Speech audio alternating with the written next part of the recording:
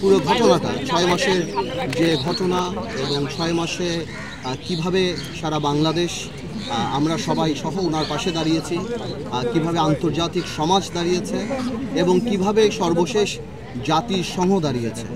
Fascist government তারা ছিল, বিভিন্ন মিথ্যের ফুলঝুরি ছিল, সারা পৃথিবীকে বোঝানো যে আমাদের অবস্থান কি, সেটা যে জাতিসংঘের এই রিপোর্ট আসার পরে অনেকাংশেই ধূলিসাৎ হয়ে গিয়েছে।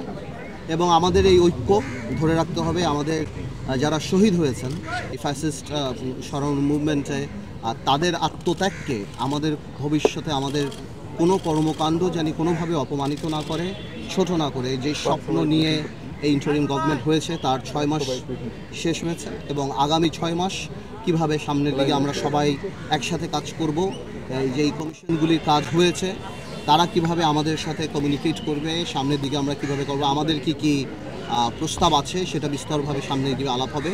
সেই ব্যাপারেই প্রধান উপদেষ্টা আমাদের সবার সাথে কথা বলেছেন এবং আমরা সবাই আমাদের জায়গা থেকে ধন্যবাদ জানাচ্ছি। এবং ছোট ছোট কিছু অ্যাডভাইস যেটা থাকছে যে নির্বাচন কবে হবে আমরা তাড়াতাড়ি চাই, কোনো দল বলছেন, আমরা বলেছি যেমন আমরা স্থানীয় নির্বাচন আগে চাই না, কারণ স্থানীয় নির্বাচন দিলে 4,500 ইউনিয়ন পরিষদে সেখানে একটা মারামারি হওয়ার সম্ভাবনা আছে। একটা জানেন আপনারা ইউনিয়ন পরিষদের নির্বাচন অনেক বেশি রক্তক্ষয়ী সংঘর্ষ সেসব জায়গাতে হয় এবং গ্রাউন্ড রিয়ালিটি আলাদা। আওয়ামী লীগকে গ্রাউন্ড রিয়ালিটি অনেকেই মেনে নিবে না। তো এই সন্ত্রাস যাতে কোনোভাবেও না হয় এবং স্থিতিশীল জানি থাকে এবং কোনো ধরনের কোনো সংস্কারই জানি জাতীয় নির্বাচনকে বিলম্বিত না করে। আমাদের তরফ থেকে বলেছি, অনেকে বলেছে, অনেক রাজনৈতিক দল আবার চেয়েছে যে স্থানীয় নির্বাচনটা আগে হলে ভালো হবে, বা এভাবেই করে আলাপ চলছে। ৬ মাস পরে সব রাজনৈতিক দলের সাথে বসলো, ৬ মাসে আমাদের অর্জনটা কি, আমরা কতদূর গেলাম এবং ৬টা কমিশন যে কাজ করেছে আমরা কতদূর অর্জন করেছি এবং আমরা পাশে ছিলাম, আমরা সামনেও পাশে থাকবো।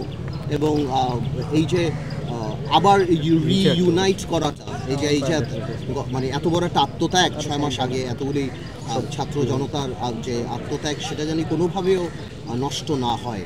আমাদের এই অর্জনটা কোনো একটা সাধারণ অর্জন না,